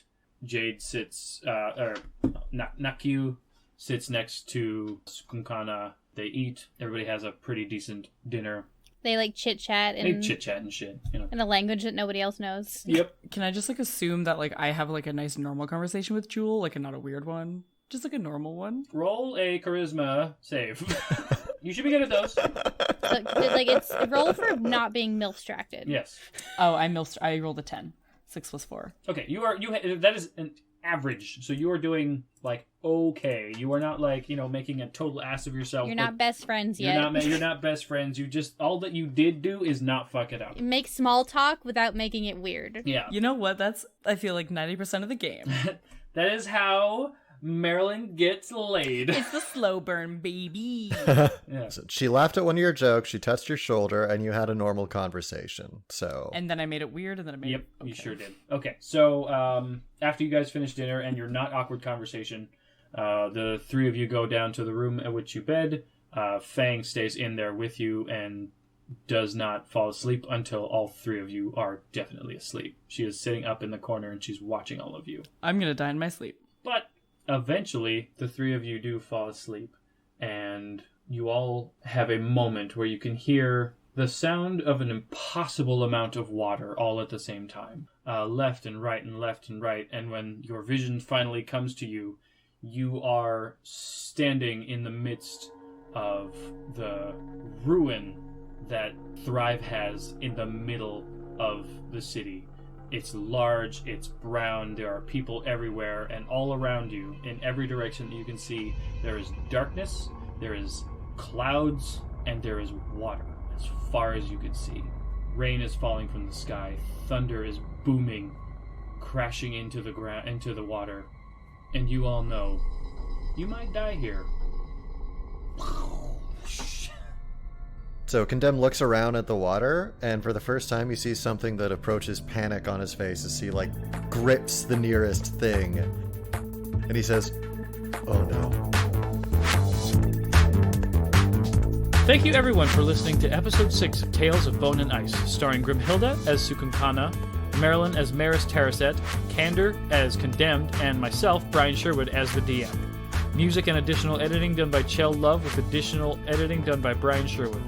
We've been using some of the names you've been submitting using the hashtag BonePod. It has been a ton of fun, so thank you for tweeting about us, and thank you for the kind words online. In the first episode, I said our release schedule was every second and fourth Wednesday. I am a Bingus. Our release schedule is every second and fourth Monday. Thanks again for listening, and remember, if you play guitar, don't forget to oil the neck every 6 months with a natural oil such as lemon or grapefruit to ensure it doesn't dry out, to avoid flaking or cracks. The thing that I wanted to say too was just like a generalized apology to the vegans, because a couple of episodes ago, Condemned was doing yoga and Meris made a comment about how he was a vegan, and it literally, like, right before we started recording, it dawned on me that what she meant to say was hippie and not vegan. But her stage manager, pointing to myself, me, was drunk and forgot the word for hippie. So to the vegans, I'm sorry I got you mixed up with the word hippie, but I'm also sorry that the terms are so synonymous that it took me like 5 weeks to realize. It's got like a YouTuber like fake apology thing, like, "Hi, I'm really sorry that I confused vegans with hippies. It was a mistake. Moving forward, I won't have any, etc., etc." No, you gotta say, "I'm sorry that you feel offended." Yes. That's how you do it. "I'm sorry that you feel offended." Like, end of that video, you're like, "Also, fuck hippies, by the way." And then the video after that is, "I'm sorry for saying fuck hippies. Yeah. I recognize now that was a mistake. I have so many vegan friends. I would never hate on a vegan." I've had vegetables before. I ate a pale broccoli once. Found out a couple years later it was a cauliflower. That shit's okay. So that was my apology video that I wanted to make.